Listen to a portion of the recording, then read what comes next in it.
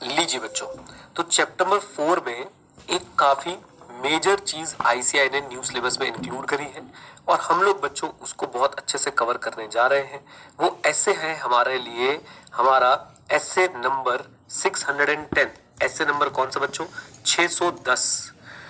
पहले था सिर्फ नाम के लिए था, अब काफी डिटेल में आईसीएआई इसको लेके आया है और अब बच्चों हम लोग इसको भी डिटेल में जो है वो कवर करने वाले हैं। साथ में जरा जुड़े रहिएगा प्लीज। धीरे धीरे हौले हौले, जब थक जाए मैं आप लोगों को प्यार से ब्रेक दे दूंगा, लेकिन इस एस्से को बच्चों कवर करना है। इस एस्से की कवरेज बहुत अच्छी करी है आईसीएआई ने न्यू सिलेबस में, तो मुझे उम्मीद है कि क्वेश्चन भी बहुत अच्छे पूछने वाला है। आप लोगों को बच्चों ये नोट्स मिल गए होंगे, ये नोट्स डाउनलोड कर लीजिए। मैं इन नोट्स के इस्तेमाल बहुत करने वाला हूं इस पर्टिकुलर एस्से के लिए। एस्से 610 बच्चों, एस्से 610। सबसे पहले बेसिक ओवरव्यू, ये एस्से डील किससे करता है? Using the work of internal auditor. हाँ जी, using the work of internal auditor. मेरी बात को सुनिए बच्चों, आपको मैं सबसे पहले एक बेस बना देता हूं कि काम कैसे होता है। बच्चों इधर देखो, ये एक कंपनी है। इस कंपनी में आपको पता है टीसीडब्ल्यूजी है, मैनेजमेंट है, और टीसीडब्ल्यूजी और मैनेजमेंट रिस्पॉन्सिबल होते हैं preparation and presentation of financial statement के लिए, साथ साथ में डीआईएमआईसी के लिए। डीआईएमआईसी, आई होप ये लैंग्वेज अब सब समझते हैं, design implementation and maintenance of internal control के लिए। अच्छा जी, अब बच्चों यही टीसीडब्ल्यूजी और मैनेजमेंट क्या करते हैं, ये अपना खुद का एक मैनेजमेंट फंक्शन यानी खुद का एक अपना डिपार्टमेंट बना देते हैं। फंक्शन समझ लो, डिपार्टमेंट समझ लो, और वो डिपार्टमेंट होता है इंटरनल ऑडिट डिपार्टमेंट। बोलिए कौन सा? Internal audit department. Fashionable words में इसे बच्चों रिस्क एडवाइजरी भी बोला जाता है। क्या बोला जाता है? Risk advisory. इस इंटरनल ऑडिट डिपार्टमेंट के मेनली 3 काम होंगे, याद रखिएगा। एक तो बच्चों ये रिस्क मैनेजमेंट पे गाइडेंस देता है। बोलिए किस पे गाइडेंस देता है? रिस्क मैनेजमेंट पे। याद रखिएगा ये एंटिटी का खुद का फंक्शन है। अच्छा ये भी सुन लीजिए, इट इज ऑल्सो पॉसिबल कि ये इंटरनल ऑडिट डिपार्टमेंट मैनेजमेंट ने आउटसोर्स कर दिया हो। मैनेजमेंट ने क्या कर दिया हो? आउटसोर्स कर दिया हो। ऐसा भी हो सकता है बच्चों कि एक कंपनी बिग 4 को हायर कर ले।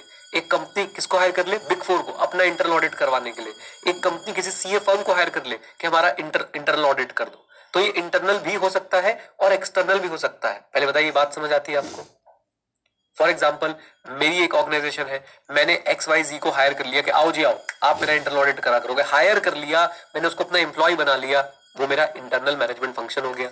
ऐसा भी हो सकता है कि बच्चों मैं एक फर्म को बोलूंगा देखो भैया हमारे पास इतने काबिल लोग नहीं है जो इंटरनल ऑडिट संभाल पाए, आप हमारा इंटरनल ऑडिट संभाल लो। तो मैंने आउटसोर्स कर दिया, लेकिन फिर भी है ये मैनेजमेंट का ही फंक्शन। Is that clear? बोलिए हाँ कहना। अच्छा जी, अब सुनिए, एक काम होगा इसका रिस्क मैनेजमेंट, एक काम होगा बच्चों इसका गवर्नेंस। गवर्नेंस क्या होती है? याद रखिए बच्चों, फेयरनेस, ट्रांसपेरेंसी, अकाउंटेबिलिटी। कोई किसी का नाजायज फायदा ना उठा पाए, कोई किसी को एक्सप्लॉइट ना कर पाए, चाहे वो माइनॉरिटी शेयर होल्डर हो या फिर वो आपका मेजॉरिटी शेयर होल्डर हो। और तीसरा आता है बच्चों आपका फेवरेट, इंटरनल कंट्रोल। याद रखिए मैनेजमेंट पहले preparation and presentation of financial statement करेगी, इंटरनल कंट्रोल भी बनाएगी और फिर अपना एक इंडिपेंडेंट फंक्शन क्रिएट करेगी जिसका काम होगा कि इन 3-4 चीजों पे नजर रखना, risk management, governance and internal control. What is risk management? भाई एंटिटी को हो सकता है कोई रिस्क तो नहीं आ रहा, किस तरह का रिस्क हो सकता है? बिजनेस खत्म हो जाने का रिस्क हो सकता है, कस्टमर चले जाने का रिस्क हो सकता है, आपका हो सकता है बच्चों के आपके सप्लायर्स चले जाएं, राइट। इस तरह के रिस्क को मैनेज करने के लिए एक इंटरनल ऑडिट डिपार्टमेंट बनाया जाता है जो हमेशा रिस्क को मॉनिटर करता रहता है कि कहीं पे ज्यादा रिस्क तो नहीं है और फिर उसके अगेंस्ट एक्शन लेता है। याद रखिएगा बच्चों, ये ऑडिटर नहीं है, ये एक्सटर्नल ऑडिटर अभी तक पिक्चर में नहीं आया है। अब हम एक्सटर्नल ऑडिटर को पिक्चर में लेके आते हैं। ये तो देखिए, ये एक्सटर्नल ऑडिटर है हमारा। ये व्यक्ति क्या करने आया है? ओपिनियन देने आया है। किस पे ओपिनियन देने आया है? कम ऑन टेल मी, जल्दी बोलिए। ओपिनियन देने आया है फाइनेंशियल स्टेटमेंट्स के ऊपर, राइट। अब मेरी बात को जरा ध्यान से सुनिएगा, फाइनेंशियल स्टेटमेंट पे ओपिनियन देना है। क्या इंटरनल कंट्रोल के बारे में आपको सारी बातें पता है कि इंटरनल कंट्रोल को हम लोग जो है अंडरस्टैंड करेंगे, अच्छा लगा तो टेस्ट करेंगे। कम ऑन, यस और नो? कुछ ऑर्गेनाइजेशन के अंदर इंटरनल कंट्रोल को टेस्ट करना ही पड़ता है। कौन सी ऑर्गेनाइजेशन के अंदर? जब अकाउंटिंग सिस्टम बहुत कॉम्प्लेक्स होता है। कम ऑन गाइज, ये बेसिक आइडिया है आपके पास। अब बच्चों यहां पे जो बात करी जाएगी 610 में जो बात की जाएगी वो ये बात की जाएगी कि एक्सटर्नल ऑडिटर का इंटरनल ऑडिट से क्या रिश्ता होगा, इंटरनल ऑडिटर से क्या रिश्ता होने वाला है, राइट। बेसिक क्या मैं स्टैब्लिश कर पाया आपके दिमाग में कि इंटरनल ऑडिट डिपार्टमेंट एक मैनेजमेंट का डिपार्टमेंट होता है। एक्सटर्नल ऑडिटर अब चेक करेगा कि भाई इंटरनल ऑडिट के साथ हमारा क्या रिश्ता है। बेसिकली वो तीन बातें ध्यान में रखेगा, इधर देखिएगा। एक तो इंटरनल ऑडिटर का काम उसे रिस्क असेसमेंट में हेल्प करेगा।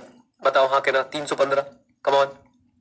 इंटरनल ऑडिटर का जो वर्क होगा बच्चों, वो उसे समझ के क्या एंटिटी का रिस्क असेसमेंट कर सकता है। यस। दूसरा इंटरनल ऑडिटर के काम को वो as a audit evidence use करना चाह रहा है। इंटरनल ऑडिटर के काम को, इंटरनल ऑडिटर ने जो वर्क कर रखा है उसके काम को वो as a audit evidence use करना चाह रहा है। और तीसरा बच्चों, बहुत ही यूनिक, बहुत ही नया कॉन्सेप्ट, कि हम इंटरनल ऑडिटर को एज इंटरनल ऑडिटर से डायरेक्ट असिस्टेंस ले रहे हैं। बोलिए क्या ले रहे हैं? डायरेक्ट असिस्टेंस ले रहे हैं ऑडिट करने के लिए कुछ जगहों पे, राइट। तो ये तीन मेन पार्ट है बच्चों इस एस्से के, जिसमें से सच बताऊं तो ये दो मेन पार्ट है जिसपे आईसीआई का फोकस है। 315 पे आईसीआई का ज्यादा फोकस नहीं है और होना भी नहीं चाहिए। वो तो जनरल बात है कि अगर आप ऑडिटर है कंपनी के तो आप उसके इंटरनल ऑडिट डिपार्टमेंट की रिपोर्ट्स वगैरह पढ़ के इंटरनल ऑडिट डिपार्टमेंट से कम्युनिकेट करके रिस्क को असेस करेंगे। लेकिन जब आप इंटरनल ऑडिटर द्वारा किए गए काम को as a audit evidence use करना चाहते हैं तो उस पर बहुत ज्यादा गाइडेंस दी है आईसीआई ने। जब आप इंटरनल ऑडिटर की डायरेक्ट असिस्टेंस यूज करना चाहते हैं कि आओ मेरे साथ मिलो और मेरे साथ थोड़ा सा ऑडिट का काम करवाओ, तो उस पर बच्चों गाइडेंस दी है आईसीआई ने एसए 610 के थ्रू। बताइए क्या कुछ बेस बनना शुरू हुआ बच्चों आपका स्टैंडर्ड का? कमान आ जाओ जी। मैं बच्चों कुछ लोगों से आपको मिलवा दूं। एक है एसए 500 जहां पे आप मिलते थे मैनेजमेंट एक्सपर्ट से। एक है बच्चों एसए 600 अदर ऑडिटर से। एक है बच्चों 610, इसको पकड़ लो, आई को मैच कर लो बच्चों, क्या है? Internal auditor. और एक है एसए 620 ऑडिटर्स एक्सपर्ट। कंफ्यूज तो नहीं हो गए इनके बारे में? मैंने कई बार रिवाइज कराया आपको बच्चों ये सारी बातें। 500 में मैनेजमेंट एक्सपर्ट, 600 में अदर ऑडिटर, 610 में इंटरनल ऑडिटर और 620 में ऑडिटर्स एक्सपर्ट। ओके ये बात बिल्कुल दिमाग में सेट रखना, गलत स्टैंडर्ड कोट मत करके आ जाना। बेस मैंने बच्चों डेवलप कर दिया है। आइए जरा चलते हैं, इधर देखिए। अब पहले हम आपको इंटरनल ऑडिट फंक्शन के बारे में कुछ बताएंगे जो एसए का पार्ट नहीं है, ऑल्दो आईसीआई ने एसए की हेडिंग में इंक्लूड किया है, बट आप मान के चलिए अब इस समय हम लोग इंटरनल ऑडिट फंक्शन की जानकारी ले रहे हैं कि इंटरनल ऑडिट फंक्शन करता क्या है। एश्योरेंस और कंसल्टिंग देता है। आई होप एश्योरेंस सबको पता है। एश्योरेंस सबको पता है, ओपिनियन, राइट। किस पे ओपिनियन देता होगा बच्चों? अरे governance, risk management, internal control and mainly internal control पे। अगर आज मुझे एडू 91 का इंटरनल कंट्रोल चेक करवाना है कि सही कर रहा है, कि सही काम कर रहा है कि नहीं, तो बेटा मैं एक इंटरनल ऑडिटर को हायर करूंगा, वो मुझे एश्योरेंस देगा। और बच्चों आपको तो ये भी पता है SA, SAE, SRS, come on, याद आ रही है बातें? इस पे कौन सा स्टैंडर्ड लगेगा मुझे बताना जरा, मुझे बताना बच्चों, इस पे कौन सा स्टैंडर्ड लगने वाला है? जल्दी बोलो, जल्दी बोलो, कौन से स्टैंडर्ड्स लगेंगे इसको? Very good. एसआरएस कैसे लगेगा? एसएई लगेगा बच्चों, एसएई। एक कह रहे एसआरई। एसआरई किस पे लगता था? मेरी बात सुनिए, नलायकों, दुष्टों, पापियों, एसए और एसआरई किस पे लगते थे बेटा? वो लगते थे आपके फाइनेंशियल स्टेटमेंट्स के एश्योरेंस एंगेजमेंट्स पे। एसएई आएगा जब आप इंटरनल ऑडिट पे क्या देने जा रहे हैं? एश्योरेंस। एनीवेज चलिए, इंटरनल कंट्रोल पे क्या देने जा रहे हैं? एश्योरेंस। अब मेरी बात को सुनिए बच्चों, तो फोकस कीजिए। इंटरनल ऑडिट फंक्शन का काम क्या है? आज आपसे वो रास्ते में पूछ ले भाई काम क्या है इंटरनल ऑडिटर का, तो आप बोलेंगे वो एश्योरेंस देता है और साथ में कंसल्ट करता है। कंसल्टिंग का मतलब क्या होता है? इसी के तो पैसे हैं बच्चों। कंसल्टिंग मतलब तुम्हारे बारे में जान के तुम्हारे ही अंदर की कमियां बताना और फिर ये बताना कि कैसे उसको इंप्रूव कर सकते हो। इंटरनल ऑडिटर का एक मेन काम होता है कि भाई वो कंपनी के अंदर जाता है, कंपनी के अंदर देखता है क्या क्या प्रोसेसेस टूटे हुए हैं, क्या क्या कमियां हैं, क्या क्या दिक्कत है, इंटरनल ऑडिट कहां पे काम नहीं कर रहा है, गवर्नेंस कहां पे स्ट्रांग नहीं है, रिस्क मैनेजमेंट कहां पे स्ट्रांग नहीं है, फिर उन्हें गाइड करता है कि आप इनको कैसे सुधार सकते हो। This is consulting. Is that clear? बोलो हाँ के ना। और कंसल्टिंग के नाम पे बहुत पैसा मिलता है बच्चों, बता रहा हूं मैं आप लोगों को। तो एश्योरेंस एंड कंसल्टिंग एक्टिविटीज, मेरे साथ साथ everyone, assurance and consulting activities. और साथ साथ बच्चों क्या करता है? Evaluate and improve the effectiveness of entities, governance, risk management and IC. याद करते चले साथ साथ बच्चों, याद करते चले। सृष्टिजीत सर दर्द हो रहा है, दवाई वाई खा लो। मेरी बात सुनो, एश्योरेंस एंड कंसल्टिंग एक्टिविटीज होती है। और क्या करता है ये? इवेल्युएट करता है, इंप्रूव करता है effectiveness of entities. Three things मैंने आपको बचपन में याद करा दी, बताओ क्या क्या? Governance, risk management and internal control. Done. ये तो हो गए बच्चों आपके लिए बेस अंडरस्टैंडिंग के। कोई भी आपसे पूछ ले एरा गैरा नत्थु कह रहा कि भाई what do you mean by internal audit function, तो बोलेंगे it's an independent management function. इसके अंदर कौन कौन सी एक्टिविटीज होती है? एश्योरेंस होती है, कंसल्टिंग होती है। अच्छा जी। और साथ साथ बच्चों ये इफेक्टिवनेस इंप्रूव कराता है। किसकी इफेक्टिवनेस इंप्रूव कराता है? Governance, risk management and internal control. छुट्टी आओ। ये आता है बच्चों आपका एग्जाम का एक क्वेश्चन, आपको बुक से भी दिखाता हुआ चलता हूं, देखिए प्लीज इधर देखिए बच्चों, ध्यान से देखिएगा। अभी हमने इंटरनल ऑडिट का जो है मीनिंग पढ़ लिया है, इंटरनल ऑडिट का हमने क्या पढ़ लिया, कमॉन, मीनिंग पढ़ लिया इंटरनल ऑडिट फंक्शन का। अब हम लोग पढ़ने जा रहे हैं बच्चों ये एक्टिविटीज, इस पे से एग्जाम में क्वेश्चन आता है, और कौन से वाले टॉपिक पे आएगा वो भी बता देता हूं, activity relating to internal control. आपको ये तो पता चल गया कि भाई इंटरनल ऑडिट जो है वो 3 चीजों पे फोकस करता है, बोलो कौन कौन सी 3 चीजों पे, कम on everyone, governance, risk management and internal control, right. अब आपसे पूछ रहे हैं कि बताओ इंटरनल ऑडिट में गवर्नेंस को लेके क्या क्या एक्टिविटी होती है, रिस्क मैनेजमेंट को लेके क्या क्या एक्टिविटी होती है, और आईसी को लेके क्या क्या एक्टिविटी होती है।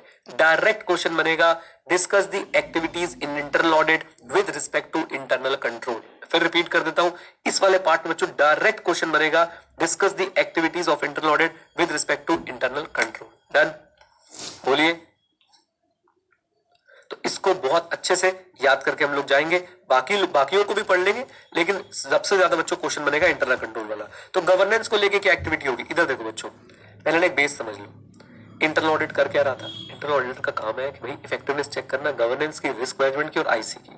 तो हमारी एक्टिविटीज भी कैसी होंगी, हम लोग करने क्या वाले, इधर देखो, गवर्नेंस को लेके हम लोग यानी कि इंटरनल ऑडिटर देखेगा कि भाई गवर्नेंस के ऑब्जेक्टिव्स अचीव हो रहे हैं कि नहीं हो रहे, गवर्नेंस के ऑब्जेक्टिव्स अचीव हो रहे हैं कि नहीं हो रहे। गवर्नेंस के ऑब्जेक्टिव क्या होते हैं, सारा काम एथिकल हो, वैल्यूज प्रॉपर्ली फॉलो की जाए और अकाउंटेबिलिटी स्टैब्लिश हो। इन शॉर्ट फेयरनेस, ट्रांसपेरेंसी और अकाउंटेबिलिटी है या नहीं है।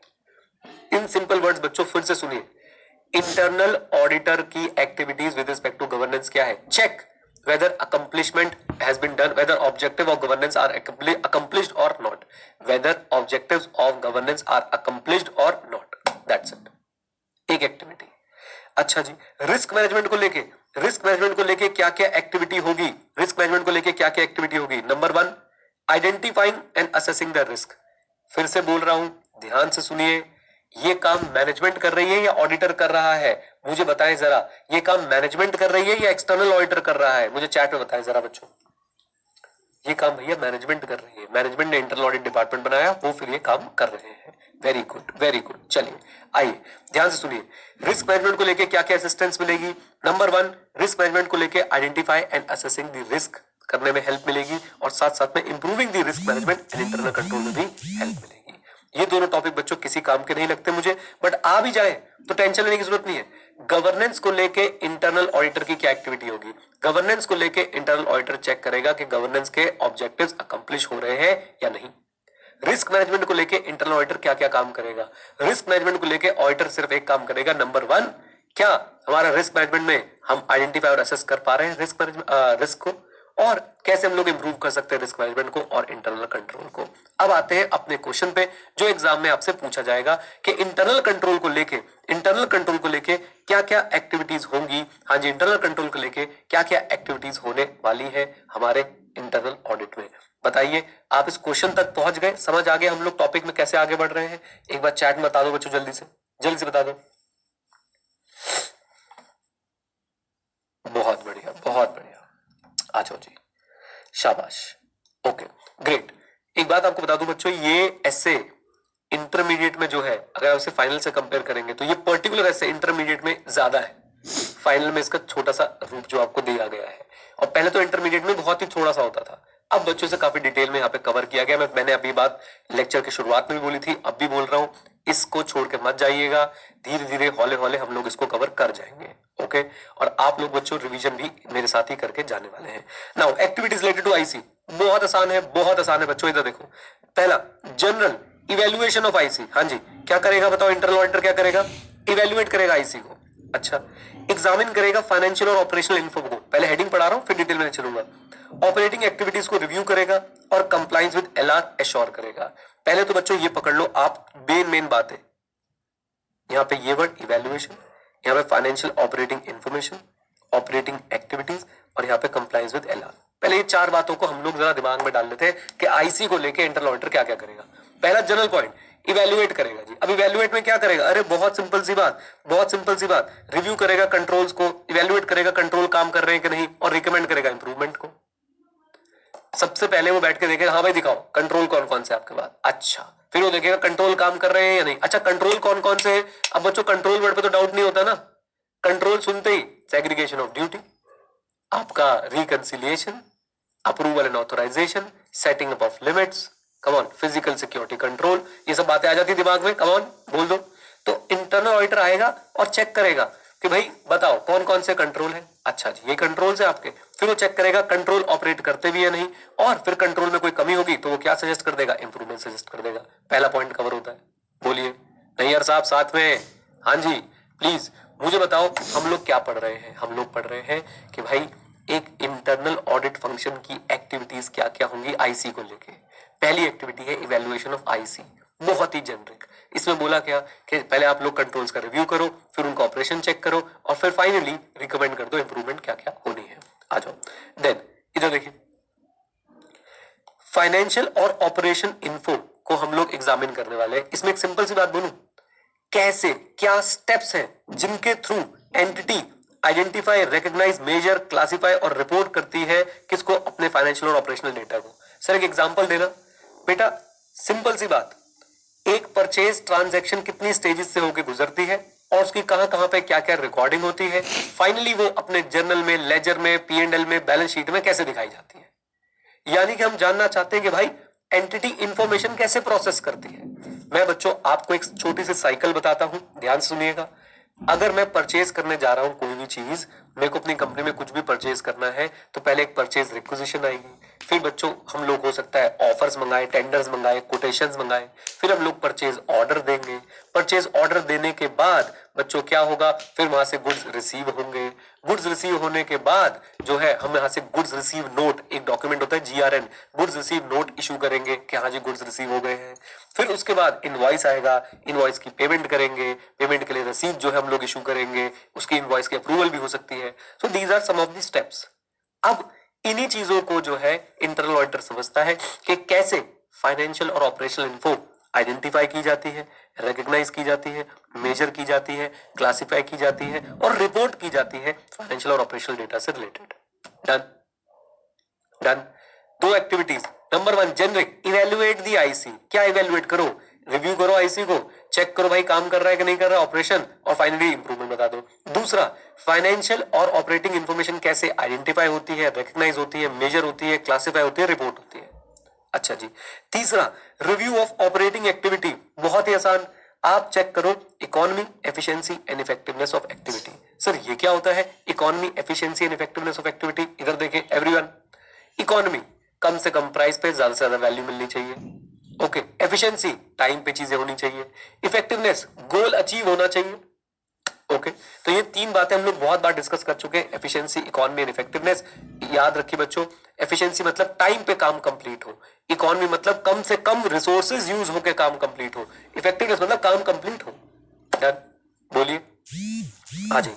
Review of compliance with LR, ये तो बच्चों अपने आप ही आप लोग समझ गए होंगे। Review of compliance with LR, तो भाई इंटरनल ऑडिटर जो है वो चेक करता है कि हमारा जो आईसी है वो ऐसा है कि भाई लॉ और रेगुलेशन से क्या हो रहा हो, कंप्लाई कर रहा हो, और मैनेजमेंट पॉलिसी से भी क्या कर रहा हो, कंप्लाई कर रहा हो। बताइए क्या ये बच्चों आपका टॉपिक तैयार हो जाता है? डायरेक्ट क्वेश्चन आएगा इस टॉपिक के ऊपर, मैं बोल दूं आप लोगों को, discuss the activities in internal audit related to internal control. Direct question बच्चों बनेगा, याद रखिए इस बात को। Hello hello hello hello hello, पक्का पक्का कर लेंगे? बोलिए फिर से बच्चों, अगर आपका बेस स्ट्रांग रहेगा तो आप लोग आगे आराम से बढ़ पाएंगे। One of the lengthiest standard है बच्चों ये सीए इंटरमीडिएट कोर्स का। सच बताऊं तो ये जो पार्ट हम, ऑनेस्ट बात ये जो पार्ट हम पढ़ रहे हैं स्टैंडर्ड का पार्ट भी नहीं है, बट आईसी ने स्टैंडर्ड के नीचे रख के पढ़ा है, तो हम भी आंख बंद करके स्टैंडर्ड के नीचे रख के पढ़ के उसको चले जाएंगे। ठीक है, टेंशन नहीं लेने का बिल्कुल भी। सुनिए, इंटरनल ऑडिट मैनेजमेंट का एक फंक्शन होता है, रिस्क मैनेजमेंट, गवर्नेंस और इंटरनल कंट्रोल पे नजर रखता है, इनको इंप्रूव करने में हेल्प करता है। एश्योरेंस की एक्टिविटी होती है, कंसल्टिंग की एक्टिविटी होती है, राइट। अब सवाल यह था कि इनमें क्या क्या एक्टिविटी होगी। गवर्नेंस को लेके वो क्या करेगा, अकम्प्लिशमेंट ऑफ ऑब्जेक्टिव चेक करेगा। रिस्क मैनेजमेंट को लेके वो क्या करेगा, वो चेक करेगा भाई आइडेंटिफाई और असेस हो रहे हैं रिस्क या नहीं हो रहे हैं, रिस्क मैनेजमेंट को, आईसी को इंप्रूव करेगा। फिर सवाल आया कि आईसी को लेके क्या क्या करेगा, और ये क्वेश्चन बन गया बच्चों हमारे लिए। आईसी को इवेल्युएट करेगा, फाइनेंशियल एंड ऑपरेशनल जो इन्फॉर्मेशन है वो कैसे आइडेंटिफाई, रिकॉग्नाइज, क्लासिफाई, रिपोर्ट होती है ये देखेगा, साथ साथ में ऑपरेटिंग एक्टिविटीज को रिव्यू करेगा, एंड फाइनली बच्चों वो कंप्लायंस विद एलआर को भी रिव्यू करेगा। डन, बोलिए आ जाओ जी। अब चलते बच्चों हमारे मेन स्टैंडर्ड के ऊपर। एसए 610 डील करता है using the work of internal auditor से।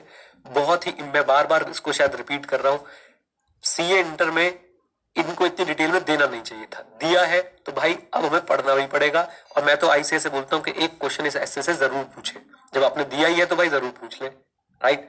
सुनिए मेरी बात को, आ जाइए, पहले मुझे बताइए कि यहां तक क्लैरिटी है आपको, अभी तक जो हमने कॉन्सेप्ट समझे यहां तक क्लैरिटी है बच्चों? कम ऑन एवरीवन, जल्दी बता दो। बहुत बढ़िया, बहुत बढ़िया, बहुत बढ़िया, बहुत ही बढ़िया। चलिए आ जाइए जी, बस सुनो जी, आपकी बुक में भी आपको दिखा दूं, आपकी बुक में बच्चों आप देखेंगे हम ये बातें जो है हम कवर कर चुके हैं, ये वाली बातें यहां तक हम लोग कवर कर चुके हैं, राइट। अब मैं बुक से थोड़ा सा अलग जा रहा हूं, आईसीए के स्टडी मैट को फॉलो कर रहा हूं, अपनी बुक से अलग जा रहा हूं, आईसीए के स्टडी मैट को फॉलो कर रहा हूं, वापस आएंगे अपनी बुक पे। ये देखिए सबसे पहली बात, ways in which external auditor may make use of IA function for the purpose of audit। हम लोग यानी कि एक्सटर्नल ऑडिटर कैसे इंटरनल ऑडिट फंक्शन का यूज कर सकते हैं, आपको बच्चों मैंने इसका बता ही दिया, पहले ही बेस क्लियर कर दिया 3 तरीके से। नंबर 1 रिस्क असेसमेंट के लिए, नंबर 2 उनके काम को as a audit evidence use करने के लिए, एंड नंबर 3 हम उनसे क्या ले सकते हैं, कमांड में जल्दी बोलिए, डायरेक्ट असिस्टेंस ले सकते हैं।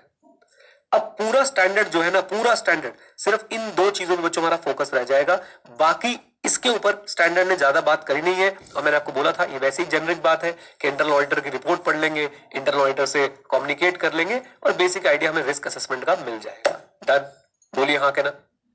पूरा स्टैंडर्ड बच्चों 2 बातों पे चलेगा, using the work of internal audit function in obtaining audit evidence and direct assistance employing the internal auditor under the external auditor oversight for specific audit task. हम इंटरनल ऑडिटर से काम ही करवाने वाले, याद रखिएगा। ओके, बोलिए क्लैरिटी है बच्चों, हम लोग किस किस तरीके से जो है, किस किस तरीके से एक्सटर्नल ऑडिटर जो है वो काम का यूज कर सकता है, इंटरनल ऑडिट फंक्शन का यूज कर सकता है। यस, 3 तरीके हैं, इधर आइए। Number 1 risk assessment, gather information relevant to evaluating the risk of material misstatement. बच्चों आई होप रोमन सबको क्लियर है, रिस्क ऑफ मटेरियल मिसस्टेटमेंट क्या होता है। Risk of material misstatement is the risk of material misstatement in the financial statement prior to audit, it exist independent of auditing. आसान भाषा में फाइनेंशियल स्टेटमेंट में गलती होने के चांसेस को हम लोग क्या बोलते हैं, risk of material misstatement. Come on बोलिए, आ जाओ। देन तो हमें रिस्क असेसमेंट में हेल्प मिलेगी। Then using the work of internal audit function in obtaining audit evidence, तो हम लोग क्या करेंगे, we will consider internal auditors as part of audit evidence following legal and regulatory guidelines. याद रखेंगे, अगर law following legal and regulatory guidelines का मतलब क्या है, अगर लॉ और रेगुलेशन रिस्ट्रिक्ट करेगा कि आप इनके काम को एज ऑडिट एविडेंस यूज नहीं कर सकते, तो बताओ हम लोग क्या यूज करेंगे। Answer is no, no and no. अब बच्चों मुझे ऐसा लगता है कि आपको ऑडिट की अंडरस्टैंडिंग हो चुकी है, अब आप ना बिल्कुल इन लाइन जवाब देते हो, हाँ ठीक है भाई ठीक है, बहुत बढ़िया। हाँ जी क्लैरिटी है बच्चों यहां तक, जल्दी बोलिए, आ जाओ।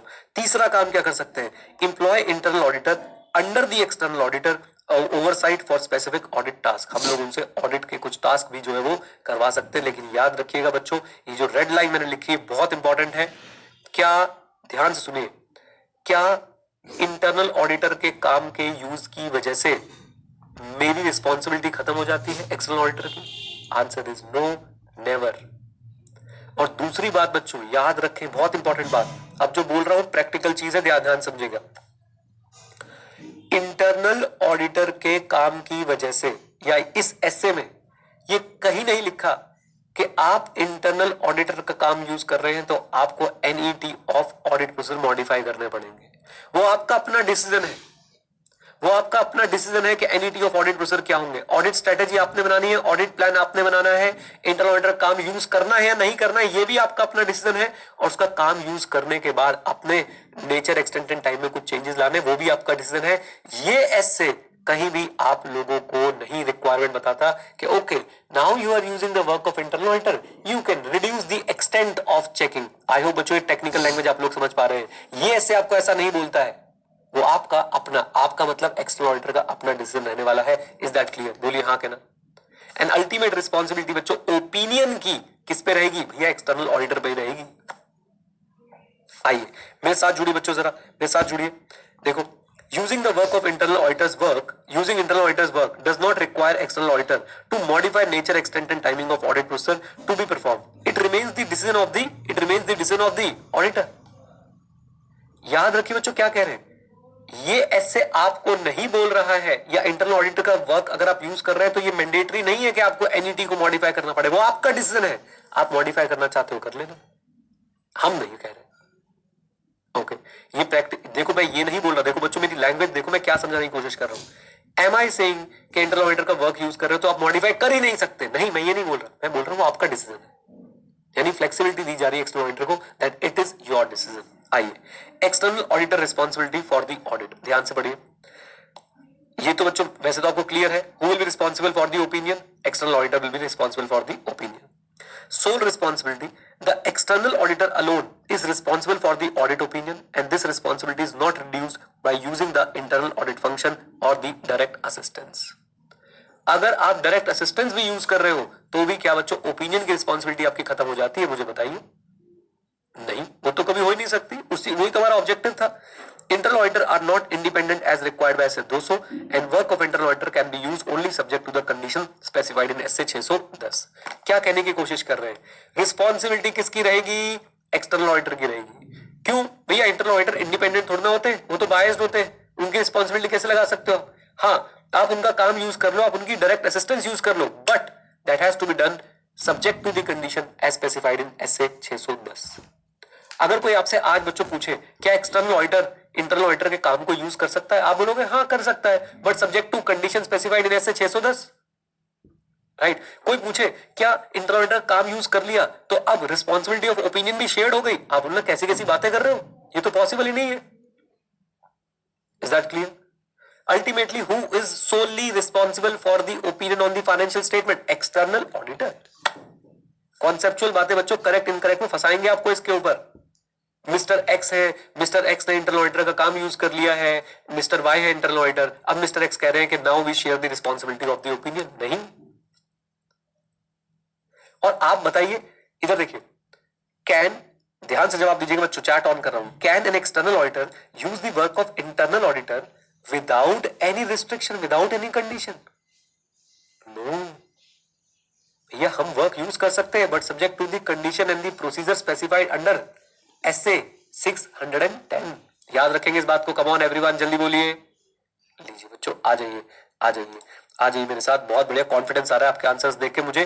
तो एक बार फिर से बच्चों देखो, सबसे पहली बात, क्या इंटरनल ऑडिटर का वर्क अगर मैं यूज कर रहा हूं तो बच्चों क्या कोई रिक्वायरमेंट है कि मुझे NET of audit procedure change करना पड़ेगा? No, there is no such requirement. ये डिसीजन किसका रहेगा? ये डिसीजन बच्चों एक्सटर्नल ऑडिटर का ही रहने वाला है। दूसरी बात, सोल रिस्पॉन्सिबिलिटी ओपिनियन की किसके पास रहने वाली है? एक्सटर्नल ऑडिटर के पास ही रहने वाली है, चाहे वो क्या करे, चाहे वो इंटरनल ऑडिट फंक्शन को यूज करे, उसके डायरेक्ट असिस्टेंस ले, कुछ भी कर ले, लेकिन सोल रिस्पॉन्सिबिलिटी एक्सटर्नल ऑडिटर की ही रहने वाली है ऑडिट ओपिनियन को लेके। फिर जस्ट 2 लाइनें लिख के उसको एग्जैजरेट किया है कि भाई इंटरनल ऑडिटर तो इंडिपेंडेंट नहीं होते। और दूसरी बात, इंटरनल ऑडिटर का काम जब हम यूज करते हैं तो वो करते हैं subject to the condition specified under SA 610। बताइए, यहां तक क्लैरिटी है बच्चों सबको? Come on everyone. Okay, conceptual understanding भी होनी चाहिए और आप इतने काबिल भी होने चाहिए कि आप बेसिक आंसर जो है वो लिख के आ जाओ।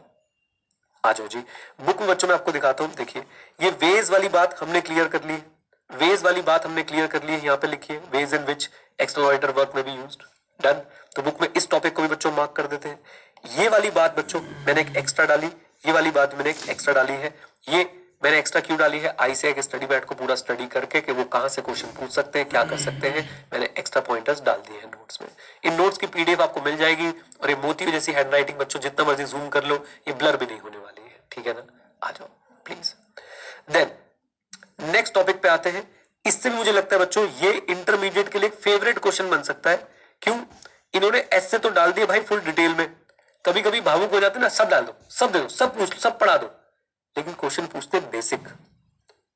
तो ये बेसिक क्वेश्चन है, आपको पूरा ऊपर भाई 6 लाइन की कहानी लिख के देंगे और फिर बताएंगे जरा इस नलायक को समझाओ कि ऑब्जेक्टिव ऑफ ऑडिटर क्या है with respect to SA 610। Direct question, easy question, objective of auditor as per SA 610। मेरे साथ, objective of auditor as per SA 610। Direct question बच्चों से बन सकता है, इजी क्वेश्चन होगा और 3 बातें बस लिख के आनी है। नंबर 1, सबसे पहले ऑडिटर को क्या काम करना है? हेडिंग बता दूं, डिटरमाइन दी यूजेबिलिटी।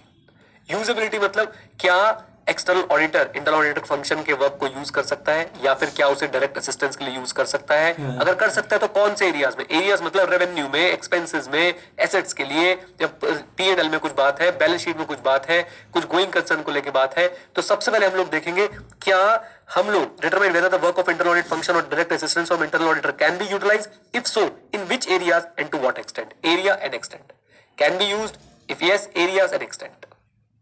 दूसरा बच्चों, असेस द एडिक्वेसी। एडिक्वेसी मतलब भैया हमारे लिए रेलेवेंट भी है, इसका काम इसने डिटेल में जाके किया भी है, अभी आपको सिखाया जाएगा कि एडिक्वेसी कैसे असेस करते हैं, डोंट वरी एट ऑल। और तीसरी बात बच्चों, DSR, इफ हम लोग क्या कर रहे हैं, इंटरनल ऑडिटर को यूज कर रहे हैं फॉर डायरेक्ट असिस्टेंस, तो बच्चों हमारा एक और ऑब्जेक्टिव है कि हम उसे DSR करें। हम उसे क्या करें? DSR करें, डायरेक्ट सुपरवाइज एंड रिव्यू करें।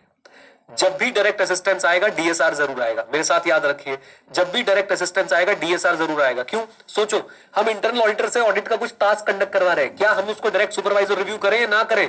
करें भाई, हमारी रिस्पॉन्सिबिलिटी ओपिनियन की। अगर हमने उसे खुला छोड़ दिया तो याद रखे वो तो इंडिपेंडेंट नहीं। Getting a point? ऑब्जेक्टिव्स घोट लो बच्चों, ये एग्जाम में पूछे जाएंगे, भयंकर तरीके से पूछे जाएंगे, भयंकर तरीके से। पता नहीं, मुझे ऐसी वाइब आ रही है कि इन्होंने 610 दिया तो डिटेल में क्वेश्चन पूछेंगे। बेसिक वाला तो ये सबसे बेसिक क्वेश्चन है, discuss the objective of auditor with respect to essay 610। 3 बातें हैं, यूजेबिलिटी, कम ऑन मेरे साथ, यूजेबिलिटी, एडिक्वेसी, DSR। यूजेबिलिटी, सबसे पहले तो हम देखेंगे क्या हम इंटरनल ऑडिटर के वर्क को यूज भी कर सकते हैं, क्या हम उससे डायरेक्ट असिस्टेंस ले भी सकते हैं, if yes area and extent.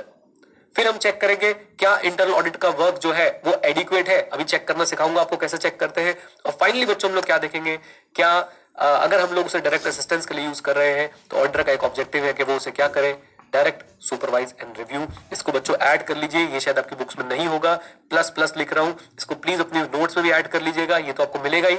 और इसकी एक बार राइटिंग प्रैक्टिस भी कर लीजिएगा इस पर्टिकुलर क्वेश्चन की। डायरेक्ट क्वेश्चन है 3 से 4 नंबर का, प्लीज स्किप मत करिएगा। आई से के स्टडी मैट से उठा के लाए हो, एकदम ताजा ताजा। यहां तक क्लैरिटी है? मुझे बताओ, ऑब्जेक्टिव पे क्लैरिटी है? Everyone in the chat box जल्दी बोलो, ऑब्जेक्टिव पे क्लैरिटी है? बहुत बढ़िया जी, बहुत बढ़िया। चलिए एक बार बच्चों फिर से रिपीट कर रहा हूं, ध्यान से सुने। आपसे क्वेश्चन क्या पूछा जाएगा, objective of auditor with respect to internal audit function as per essay 610। 3 objective ध्यान रखने हैं। नंबर 1, सबसे पहले हम लोग डिटरमाइन करेंगे क्या हम यूज कर सकते हैं इंटरनल ऑडिटर का वर्क। अगर हाँ तो हम डिटरमाइन करेंगे कौन से एरिया में हमें परचेज में हेल्प चाहिए, सेल्स में हेल्प चाहिए, हमें एसेट्स में हेल्प चाहिए, लाइबिलिटीज में हेल्प चाहिए, हमें बैंक बैलेंस कंफर्मेशन में हेल्प चाहिए, कहां पे हम लोग उसका काम जो है यूज कर सकते हैं, एंड कितना एक्सटेंट, कितना डिटेल में हम उसके साथ चर्चा कर सकते हैं। ओके, फिर हम देखते हैं एडिक्वेसी। एडिक्वेसी मतलब कि भाई क्या इंटरनल ऑडिट फंक्शन ढंग से काम कर भी रहा था, हमने तो डिसाइड कर लिया यूज करेंगे। फिर हम चेक करने जा रहे हैं भैया यूज करने लायक भी है या नहीं है। ओके, अब उसके लिए हम आगे पढ़ेंगे एडिक्वेसी कैसे चेक करते हैं। And last but not the least हम लोग क्या करने वाले हैं, अगर हम उसे डायरेक्ट असिस्टेंस के लिए यूज कर रहे हैं, हम 2 चीजों के लिए यूज कर सकते हैं, या तो ऑडिट एविडेंस जो उनका काम है उनको एज ऑडिट एविडेंस यूज कर सकते हैं, या फिर उनको डायरेक्ट असिस्टेंस के लिए यूज कर सकते हैं।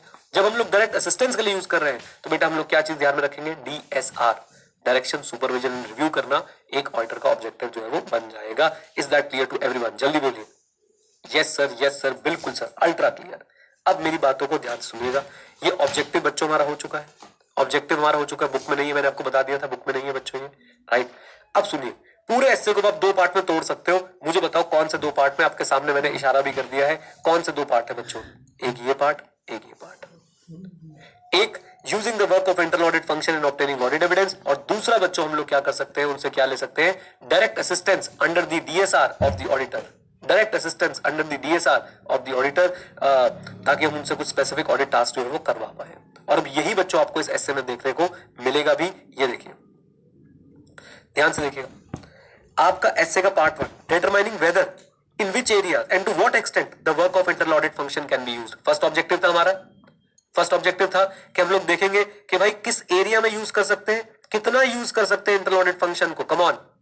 और उसके लिए आपको 3 बातें बोली जा रही है कि 3 बातें आप लोग अगर चेक कर लो तो फिर आप लोग डिसाइड कर सकते हो कि कितना यूज कर सकते हो, किस एरिया में यूज कर सकते हो इंटरनल ऑडिट फंक्शन का काम। ऑब्जेक्टिव नंबर 1 बच्चों ये रहा हमारा, कम ऑन बोलिए, आ जाइए। चलना शुरू करते हैं बच्चों धीरे धीरे।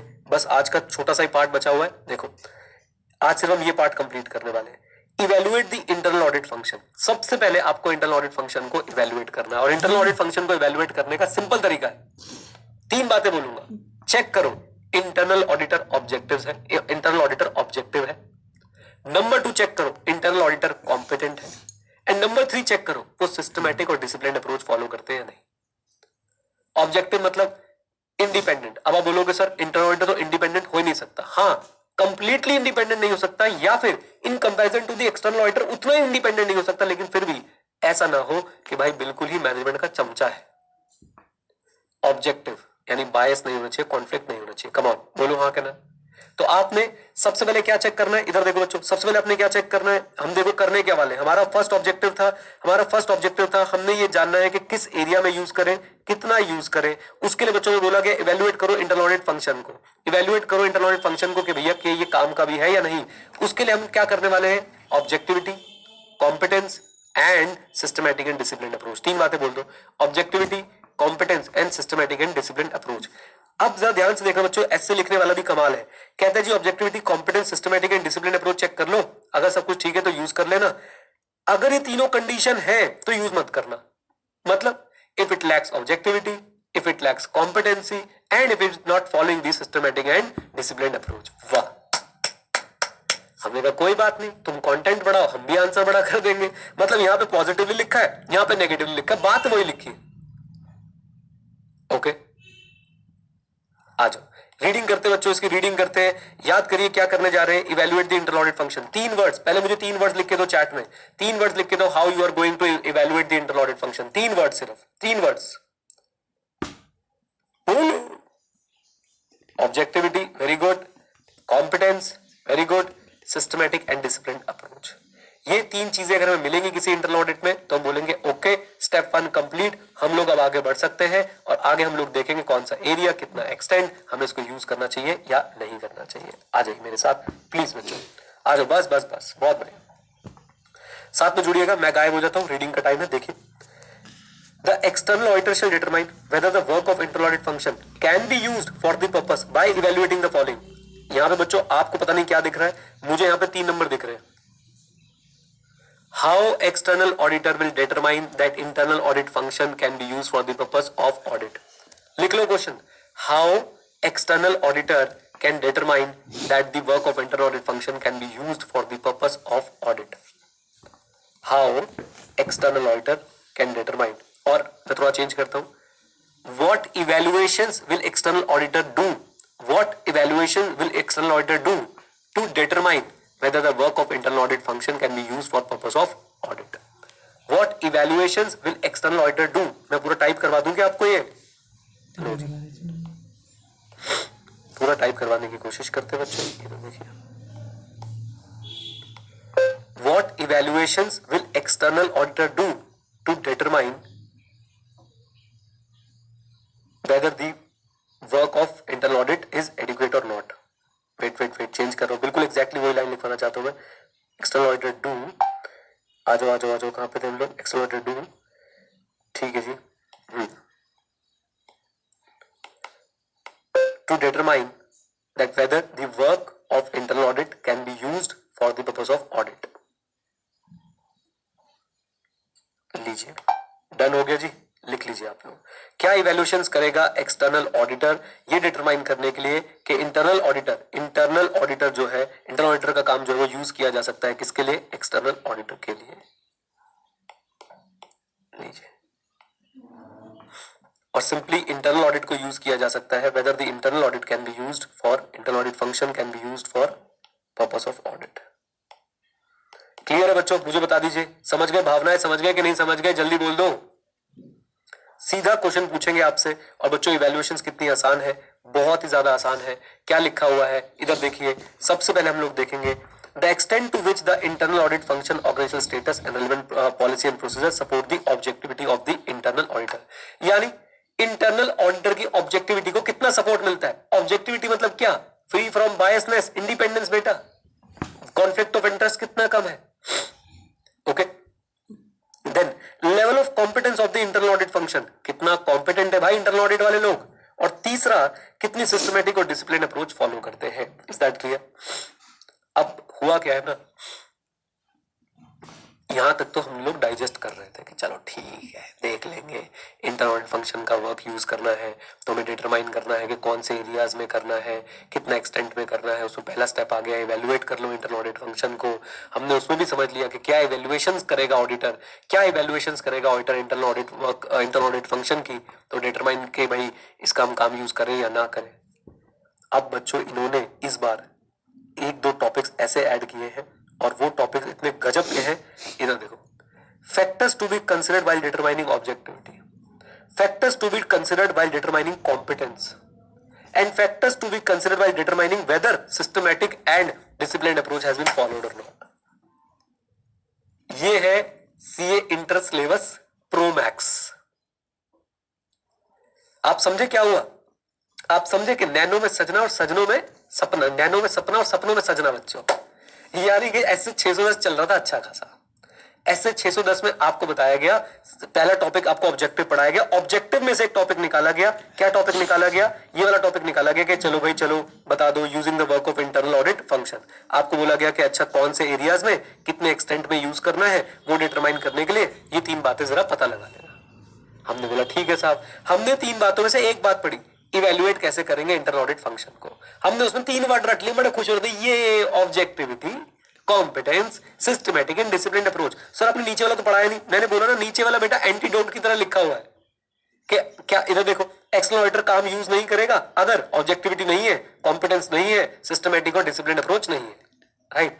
लेकिन ये एक स्टेप आगे निकले बच्चों। इन्होंने अब ये बोला कि ये भी बताओ कि ऑब्जेक्टिविटी में कौन कौन से फैक्टर कंसिडर करोगे। और इस पे बच्चों का क्वेश्चन आ गया। मैं आपको बता रहा हूं बच्चे छोड़ छोड़ के जा रहे होंगे टॉपिक। ये आईसीआई की बुक में है, विद एग्जांपल्स है, विद एग्जांपल्स है बच्चों। अब आप क्या कहते हो, करें या छोड़ दो? भैया करके जाएंगे, करके जाएंगे, करके जाएंगे, आसान बना के करके जाएंगे। आप इंटरनल ऑडिटर की ऑब्जेक्टिविटी कैसे चेक करोगे? अगर बच्चों आप मेरे लिए ये सिर्फ 5 चीजें हैं, सिर्फ 5 चीजें मैंने हाईलाइट कर रखी है पहले से ही। अगर आप ये 5 बातें याद कर ले मैं आपको सब समझा सकता हूं। Number 1, organisational status.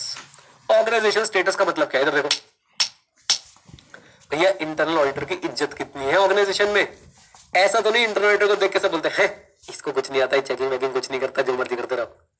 दूसरी तरफ बच्चों इंटरनल ऑडिटर का स्टेटस ऐसा है कि भाई इंटरनल ऑडिटर ने अगर एक बात बोल दी तो उस पर डिटेल वर्किंग होती है, डिटेल चेकिंग होती है, सब लोग अलर्ट हो जाते हैं, सारे लोग उसकी बात को मानते हैं। तो कौन से केस में, केस 1 है इसको कुछ नहीं आता, केस 2 है इंटरनल ऑडिटर आ गया, इंटरनल ऑडिटर आ गया।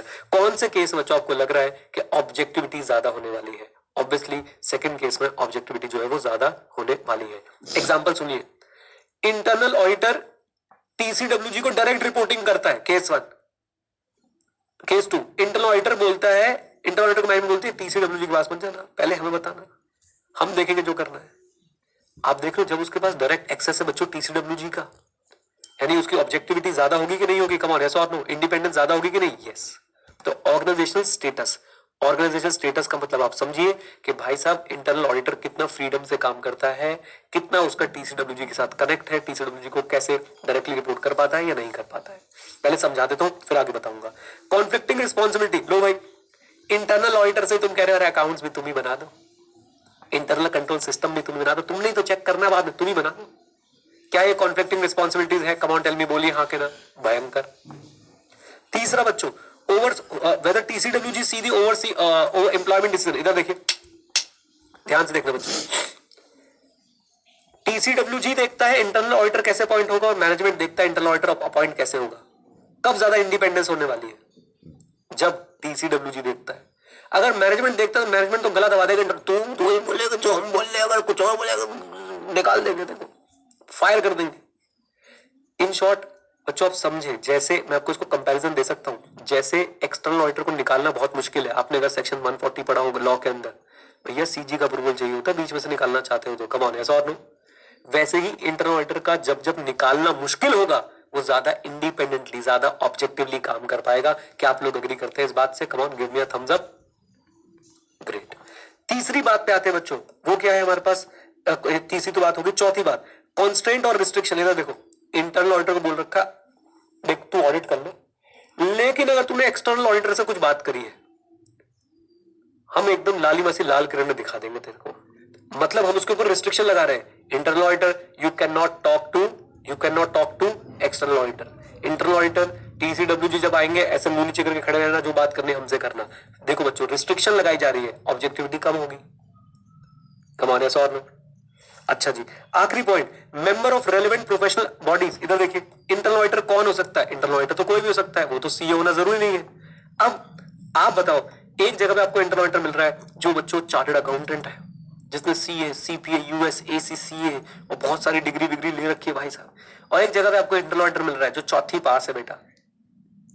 कहां पे ऑब्जेक्टिविटी ज्यादा दिख रही है? जहां पे वो CA, ACCA, CPA, at least theory में तो वहीं पे ज्यादा दिख रही है, प्रैक्टिकली कुछ भी हो सकता है। क्यों बेटा? देखो ध्यान सुनो, क्योंकि वो सीए, एसीसीए, सीपीए वगैरह करके बैठा है, उसके ऊपर रेगुलेशंस एप्लीकेबल होंगे, कम ऑन यस और नो। उसके ऊपर प्रोफेशनल एथिक्स एप्लीकेबल होंगे, कम ऑन यस और नो, और वो उसे कंप्लाई करेगा, नहीं तो मैं तेरे मेंबरशिप छोड़ देगा, है ना बेटा? तो ध्यान से सुनिए मेरी बात को कि भाई अगर वो मेंबर है रेलेवेंट प्रोफेशनल बॉडीज का तो ऑब्जेक्टिविटी ज्यादा होगी। बताइए बच्चों, ये क्वेश्चन देखो, मैं तो साफ बोल रहा हूं भाई, ये इतना बर्डन इंटरमीडिएट वाले बच्चों पे देना नहीं चाहिए था, बट दे दिया है तो बेटा इंटरमीडिएट वाले भी भाई कम नहीं है, वो पूरा का पूरा बोझ उठा के चलेंगे।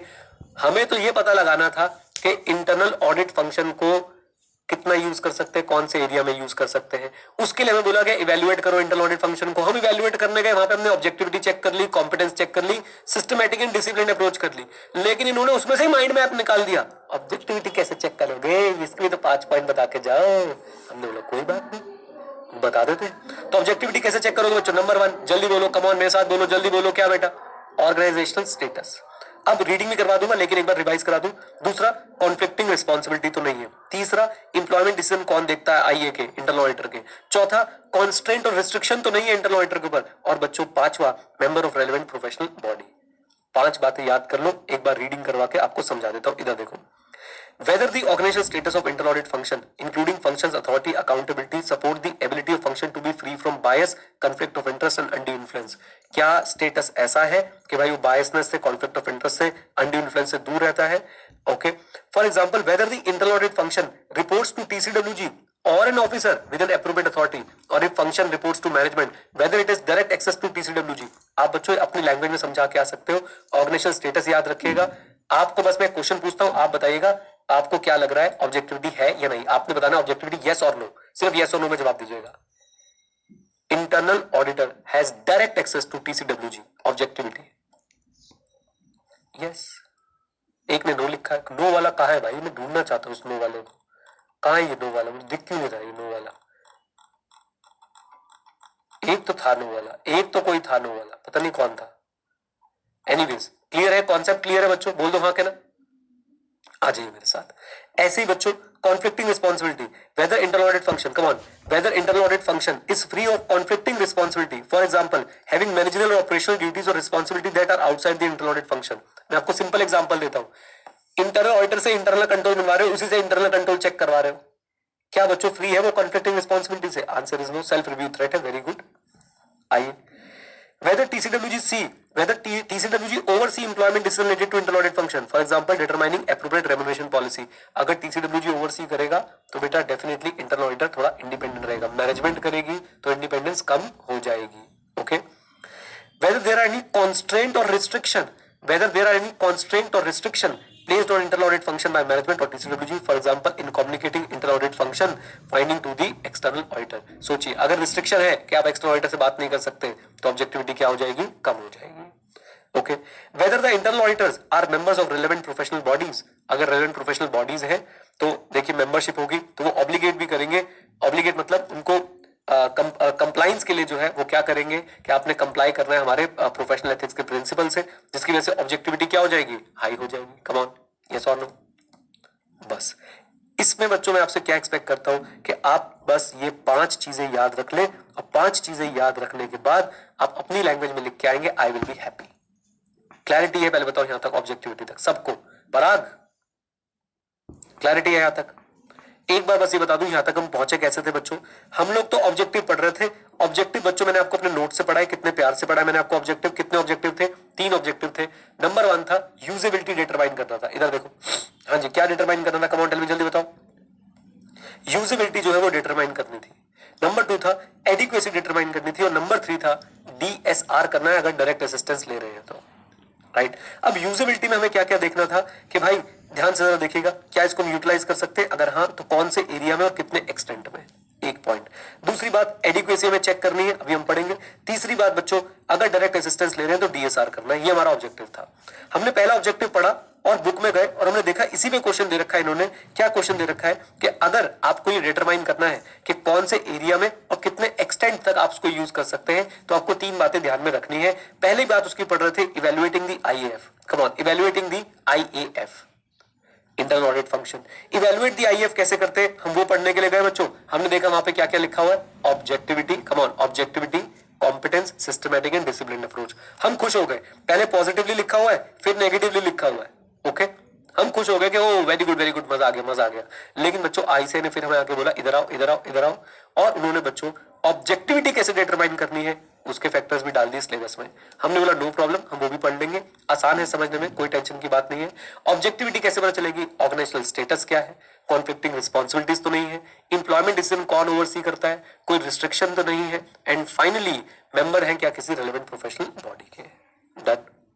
अब नेक्स्ट आएगा कि भाई कॉम्पिटेंस कैसे डिटरमाइन करें, और उसके बाद नेक्स्ट आएगा कि एक सिस्टमैटिक और डिसिप्लिन अप्रोच जो है वो फॉलो कर रहे हैं नहीं, ये हम लोग कैसे डिटरमाइन करने वाले हैं। डन, बोल दो हाँ क्या ना।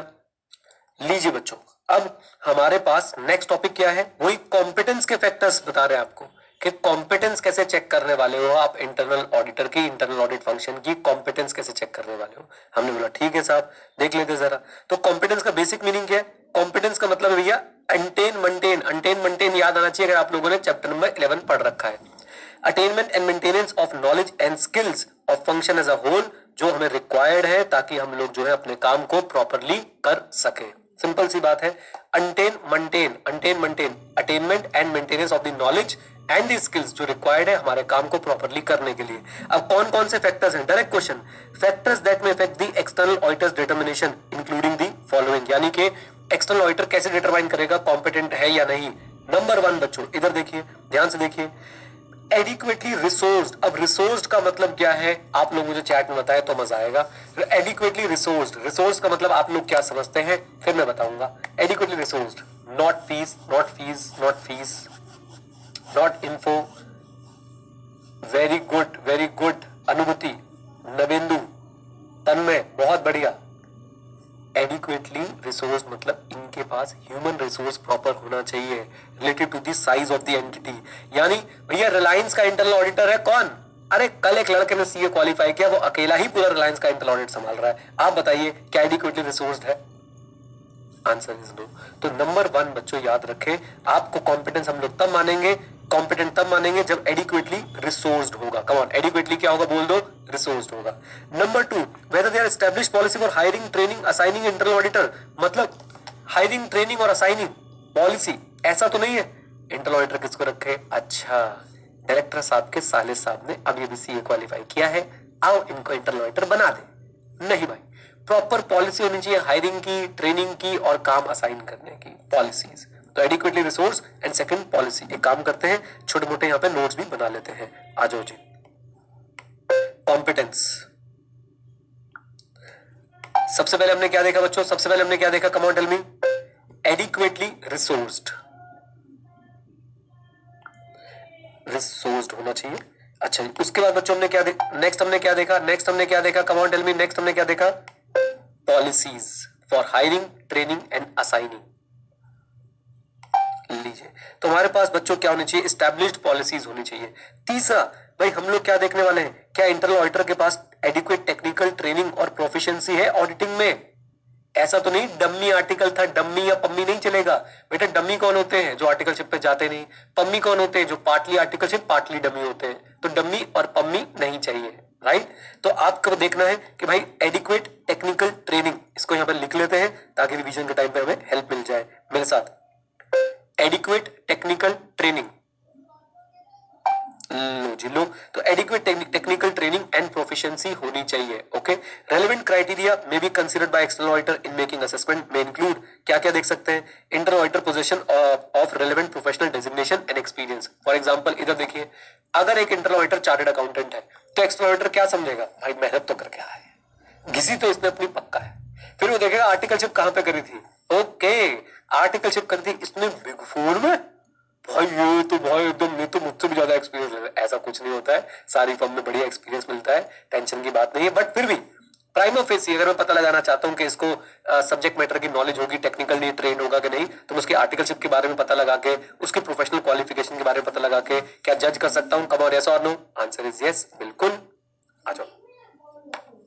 देन आगे चलते बच्चों, क्या इंटरनल ऑडिटर के पास रिक्वायर्ड नॉलेज है, relating to the entity's financial reporting. याद रखिए बच्चों, वो सब्जेक्ट नॉलेज हो गई ऊपर, अब क्या ये एंटिटी को अच्छे से समझता है, required knowledge of the entity, मेरे साथ, required knowledge of the entity, required knowledge of the entity. लो जी लो, ये एक और पॉइंट हो गया हमारे पास। नेक्स्ट पॉइंट पे चलते हैं, whether the internal auditor are member of relevant professional body. ये तो बार बार आएगा ही, क्योंकि member of relevant professional body होगा तो बेटा प्रोफेशनल बॉडीज क्या बोलती है अपने मेंबर्स को, क्या बोलती है कि भाई देखो आप लोग जो है अपने स्किल को अनटेन और मेंटेन करते रहे, कंटिन्यू करते रहे, स्टैंडर्ड्स बना रखे उनको आपको फॉलो करना पड़ेगा। आइए, तो whether the internal auditor are member of relevant professional body that oblige them to comply with relevant professional standard including continuing professional development requirement. ये कॉन्टिन्यूइंग प्रोफेशनल डेवलपमेंट क्या होता है बेटा, जब आप सीए बन जाएंगे और आप सीए की मेंबरशिप अपने पास रखेंगे भी, तो आई से आपको एक टारगेट देता है, मिनिमम 1 साल में आपने कुछ तो सेमिनार्स वेबिनार्स अटेंड करके अपनी नॉलेज को जो है वो एनहांस, अपनी नॉलेज को अप टू डेट करते रहना है। उन सेमिनार्स में क्या होता है मैं उस पर खैर चर्चा नहीं करना चाहता हूं, बट कॉन्टिन्यूइंग प्रोफेशनल डेवलपमेंट बोला जाता है उसको, CPE-आर्स भी बोलते हैं उसको, CPE hours, continuing professional education hours, mandatory norms होते हैं बच्चों वो, उसमें क्या होता है मैं उस पर चर्चा नहीं कर रहा हूं, बट हाँ कॉन्सेप्ट तो है। आज मुझे क्या बच्चों, अब आप लोग इस पे काम कर सकते हैं, बोल दो हाँ के ना। लास्ट पॉइंट हमारे पास क्या निकल के आ रहा था, उसके बाद हम लोग क्या बोलेंगे, member of professional body, member of professional body,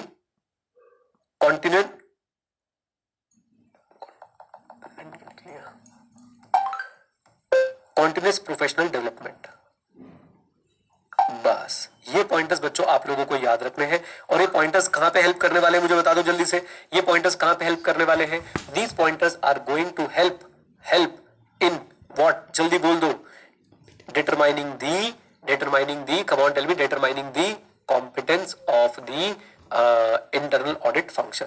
क्या क्या, एडिक्वेटली रिसोर्स होना चाहिए, policy for high established policy होनी चाहिए, इस पे लिख देता हूँ वर्ड क्योंकि आई से भाई वो वर्ड पसंद आएगा तो आपको मार्क्स मिलेंगे।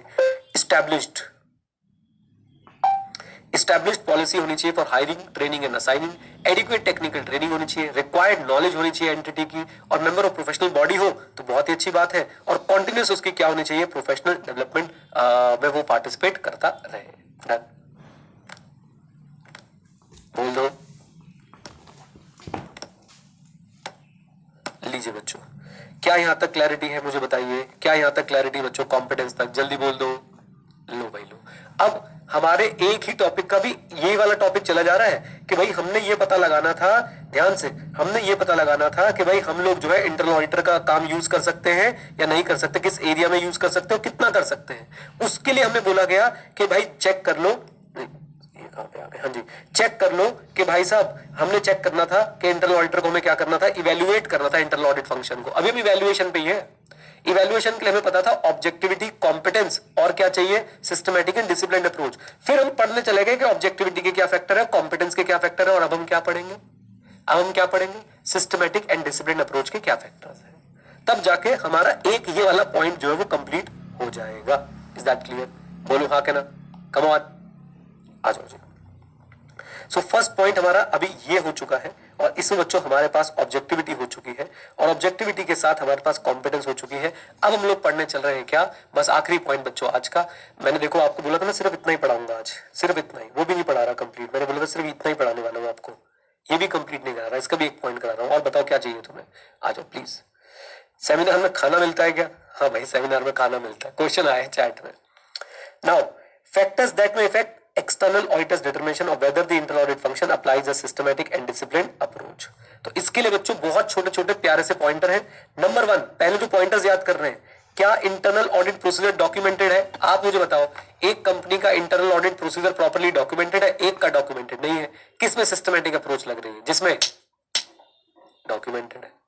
Simple, right. तो पहली वर्ड तो आपने ये पहली सेंटेंस आपने ये याद रखनी है, डॉक्यूमेंटेड इंटरनल ऑडिट प्रोसीजर है या नहीं है। कम ऑन, बोल दो हाँ क्या ना, बोल दो। और वो जो डॉक्यूमेंटेशन होनी चाहिए, इट मस्ट मैच, कॉमेंसुरेट का आसान वर्ड क्या है बच्चों? It must match with the size and circumstances of the entity. फिर से मैं एग्जांपल दूंगा। रिलायंस में आप गए, इंटरनल ऑडिट फंक्शन आपने देखा, आपने बोला हाँ भाई कुछ प्रोसीजर डॉक्यूमेंट है, उसने आपको एक पन्ना दिखा दिया, उसमें पेन से 4 लाइन लिखी हुई है, ये रहा रिलायंस का इंटरनल ऑडिट प्रोसीजर पूरा का पूरा।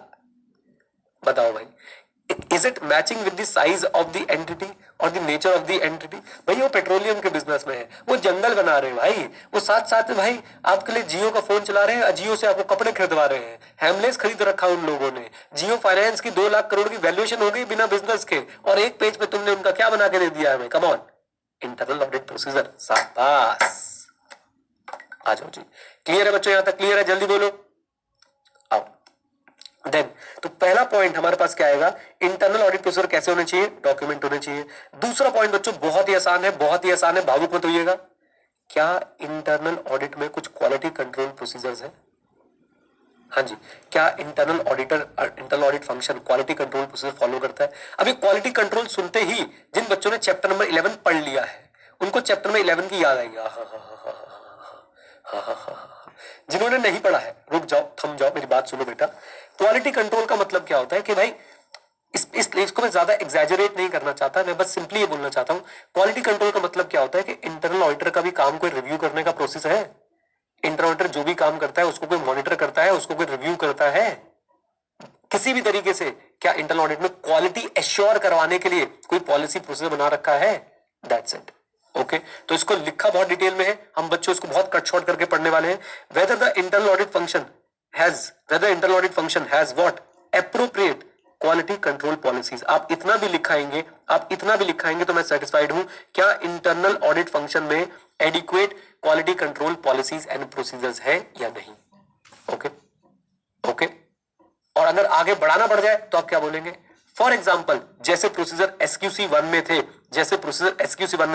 For example such as those policy procedure in SQC 1 that would be applicable to internal audit function. Done. और वहां पे क्या क्या होते थे? मोदी जी वाला याद आया, लीडर वाला याद आया, leader, human resource, staffing, engagement, performance. Come on, exactly बच्चों, आप लोग वो पॉइंट के बारे में थोड़ा बहुत लिख के आ सकते हैं। That's it. मैं तो इससे सेटिस्फाइड हूं अगर आप इतना लिख दें कि whether the internal audit function has appropriate quality control policies and procedures, right? और आगे बढ़ाना चाहते हो on the lines as mentioned in SQC 1 और SA 220, और फिर उसके आप एलिमेंट्स भी थोड़े बहुत लिख के आ सकते हैं। डन, बोलिए। That's it. इससे ज्यादा डिटेल में मैं नहीं जाना चाहता बच्चों। आई होप आप लोग भी समझ रहे हैं कि भाई हमारे पास बहुत कुछ है करने के लिए। हम लोग अगर इन फैक्टर्स को पढ़ रहे हैं, यही बड़ी बात है, क्योंकि यही फैक्टर्स कोई पढ़ के नहीं जा रहा होगा, और मुझे उम्मीद है कि जब आईसीए ने दिए तो भाई पूछेंगे भी, और ये डायरेक्ट क्वेश्चन वाले हैं, खासकर ऑब्जेक्टिविटी और कॉम्पिटेंस वाले। डन। आइए अब बच्चों हम लोग करेंगे रिवीजन, लेकिन याद रखिएगा हम सिर्फ कहां तक पहुंच पाए हैं। हमने एसए 610 शुरू किया, हमने उसको ऑब्जेक्टिव पढ़ा। ऑब्जेक्टिव बच्चों एक बात था कि भाई यूजेबिलिटी, हमने सबसे पहले ऑब्जेक्टिव में क्या देखना था कि हम लोग देखने वाले थे डिटरमाइन द यूजेबिलिटी। क्या हम इंटरनल ऑडिट फंक्शन का काम यूज भी कर सकते हैं या उससे डायरेक्ट असिस्टेंस ले भी सकते हैं, अगर हाँ तो कौन से एरिया में और कितना। तो इसी में बच्चों हमारा एक क्वेश्चन बन गया कि चलो भाई चलो बताओ, यूजेबिलिटी डिटरमाइन करनी है, कौन से एरिया में कितना यूज करना है, उसके लिए क्या फैक्टर्स कंसीडर करोगे। हमने बोला सबसे पहले हम लोग इंटरनल ऑडिट फंक्शन को इवैल्यूएट करने वाले हैं, और इवैल्यूएट करने के लिए बच्चों क्या करना है? Objectivity, competence and systematic and discipline approach. अब ऑब्जेक्टिविटी के भी पॉइंट्स हमने पढ़ लिए बच्चों। यहाँ पे ऑब्जेक्टिविटी में कितने पॉइंट्स हैं, कॉम्पिटेंस में कितने पॉइंट्स हैं, और साथ साथ में हमने जाके ये भी देख लिया कि भाई systematic and discipline approach follow होती है या नहीं होती, ये कैसे चेक करने वाले। प्रॉपर डॉक्यूमेंटेशन होनी चाहिए and policy and procedure of quality control होने चाहिए। ओके, चलिए आइए बच्चों अब इसको रिवाइज करते हैं जल्दी से मेरे साथ, और फिर उसके बाद ब्रेक के बाद मिलेंगे, और ब्रेक के बाद बच्चों हम लोग इस पूरे के पूरे स्टैंडर्ड को क्या कर लेंगे? कंप्लीट कर लेंगे। आ जाओ मेरे साथ।